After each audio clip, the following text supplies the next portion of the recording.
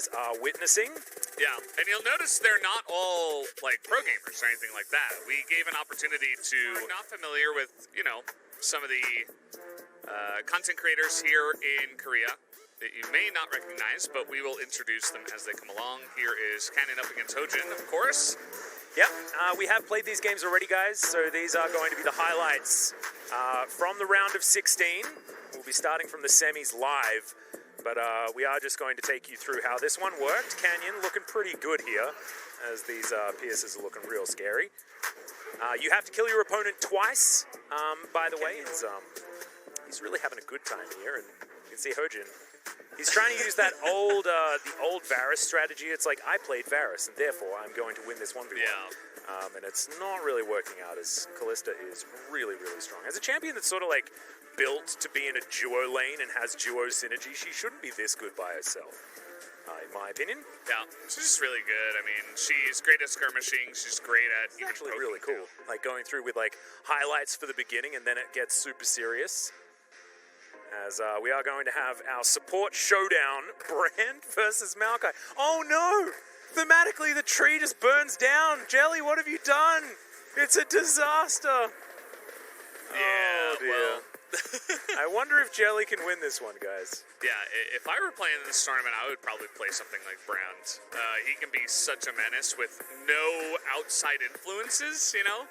Yeah. And especially with some of the changes and the buffs, just straight up buffs that he's received with those changes. He's just really intuitive, he's great, and definitely favor him in this matchup against a Maokai. Yeah. Yeah.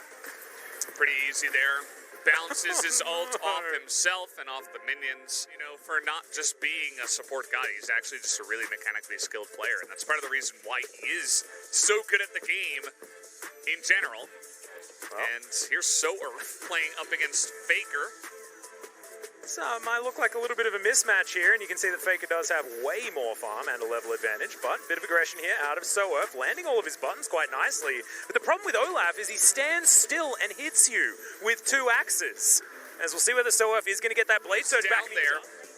And yeah, he's CSing a little bit better, but we'll see if he actually comes back in this one. Looks like he's got a pretty good fight here. Yeah, well, Blade Surge is going to help him get a whole bunch of his health back there with the Ionian Fervor. But it looks like Faker just thinking about killing him under his turret. How did it all come to this? Is going to be the question. You can see, as far as health bars, not going so well, but the kill score is going to be there. Earth just needs to win another 1v1.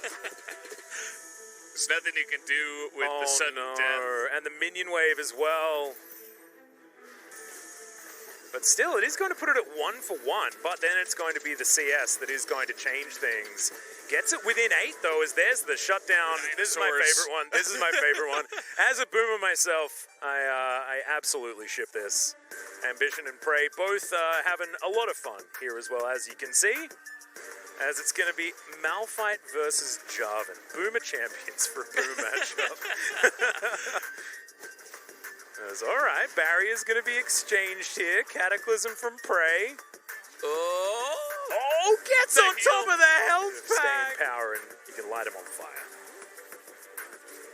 Prey just getting rid of the shield there. And, yeah. Jarvan's got a nice amount of poke, too, you know? Just get in there. Start whacking away at him with your Q. And it's really annoying for the Malphite to handle. Well, let's see what he does here. He doesn't have his ultimate up yet, so. Well, I mean, he's just going to light him on fire. The barrier is going to come down, and then he's going to die. So it isn't going to be as easy as Pawn versus Marta, ex-teammates, of course, on KT a little while back, and enemies over in China. And yeah, I mean, it's Pawn. And of course, Marta is just like playing some random champion in Rengar this time around, but. See whether it is going to work out here as Pawn. Yep, this is one of his favorites. So nothing happens for, 7 minutes? And, yeah, this looks like an Azir game to me, too. Yeah. Emperor's Divide makes it really, really hard to be I think Pawn's going to lose this. Well, yeah, the gap was closed. Does he have the shifting sands back up is going to be the question. The bowler comes out, the empowered bowler there as well, but Pawn now looking to try and turn it as Marta gets the dive on back in.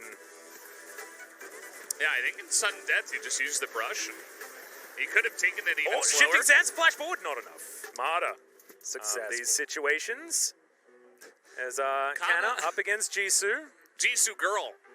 Yes. It's confirmation. Yes. Not sure why that necessarily needs to be there, but Jisoo versus Kana. And a young gentleman. We saw him on this Callista earlier on. This is looking very rude. Camille versus Callista? Oh, God. Yeah, I think the only way you kill the Callista is if you just get the perfect stun. Well, you need to all in, right? Yeah, like, of course, that's all you can do. So she's kind of just sitting here, taking poke. This kind of looks like the last time we saw the Callista in our first highlight here, but that's a nice stun. Yep, did manage to close the distance and got the health back as well. The flash forward, very close, and first blood actually... And it actually helped her pick up the kill. Yep, that's what you want to see. Hextech Ultimatum coming down, and that's another health pack, but hookshot missing. Yeah. That's the disaster, and then the Rend makes things really, really difficult. And, just walks into the brush.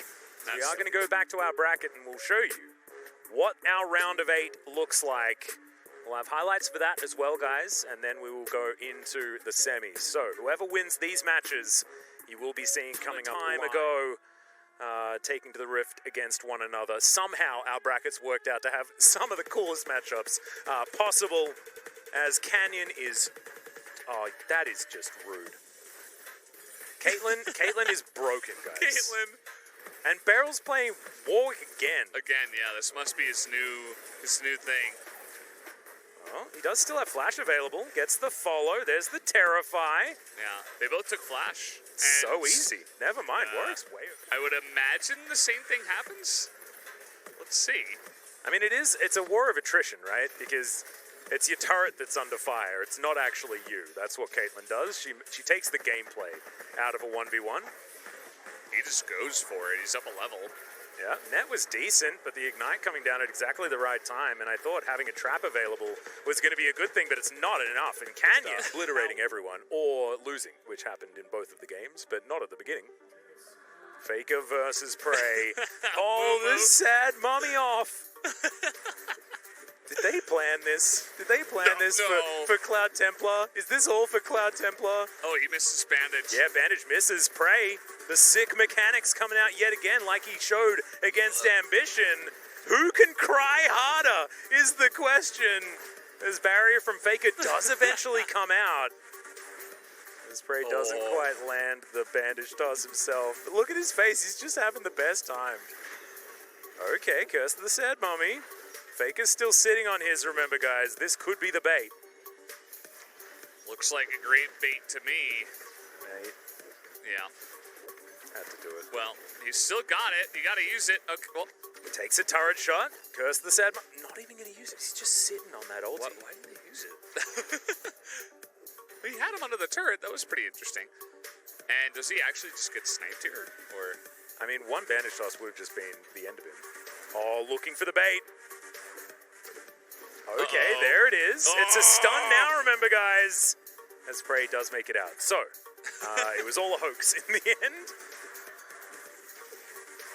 And again... Well, not sure whether this is going to work out here for Faker. As you can see, a lot of burn damage now available. Slight different choices when it comes to the items as Faker. Has he bought enough time? It's sudden death, remember, guys, and he's heading towards the enemy. Turret and Prey comes out on top. Yeah, he was just taking too many cannon shots the entire time. It was way too much damage. And just the slow burn. Yeah. Comes in and he dies. He's like, I will go down by my own hand. Prey, you will not take me alive. Yeah. Well, that means we're going to be seeing Prey facing off against Beryl in that semi-final. There's now ex-teammates Deft and Marta. These guys have known each other for a really long time. Shipped out to China together many moons ago in 2015. Gragas. And back together on KT in 2017. Now against one another. Yeah, Gragas is an interesting one. Yeah, a jungle off here. I guess he's got good sustain. Oh, barrel comes down, sends him through the health pack, which is probably not what Deft was hoping for, but looks for that extra auto, doesn't get it. As Marta is going to be able to get that health back, and you can see big smiles on both of them. That body slam's not what you want there, Deft, but health back is definitely on the menu. And he actually does a nice amount of poke damage. He's built full AP. He just goes and pokes down the Rengar, who can't get near a brush or trade or anything. Spirit Visage Rengar, so not looking for any damage here. Steph just says, you want a drink, mate, I guess. And starting to get a lot of damage down with those W's. Marta now looking for that all-in. Ignite is ticking down, so that Spirit Visage not doing exactly what you want. Flashes over, and then jumps out of the brush as Deft is like, well, I guess I'll let the minions do it.